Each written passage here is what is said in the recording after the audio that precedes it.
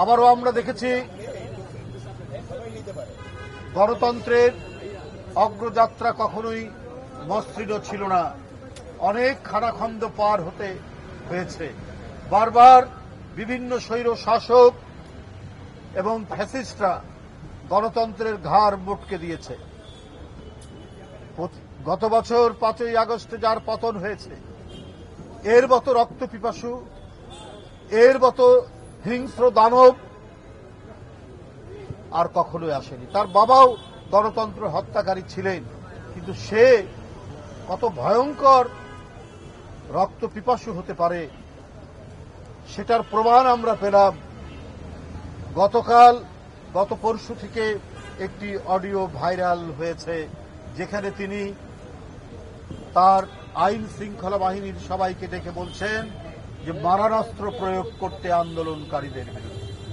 ঠিক। এবং এই সংবাদটি দিচ্ছে যে সে গণমাধ্যম নয়, বিবিসি ওই অডিও ভাইরালটা বিভিন্ন ল্যাবরেটরিতে টেস্ট করেছেন, যেটা অর্গানিক কিনা, এটা আসল কিনা, না এটা এডিটেড।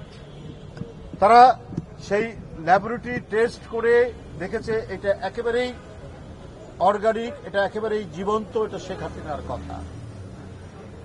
এবং এটা যেদিন তিনি বলেছেন, এটা তার পরের দিন থেকেই এখানে দায়িত্বরত অনেক সাংবাদিকরা তারাও এটা নিউজ করেছেন যে তার পরের দিন থেকে অনেক মারণাস্ত্র, রাইফেল দেখা গেছে আইন শৃঙ্খলা বাহিনীর।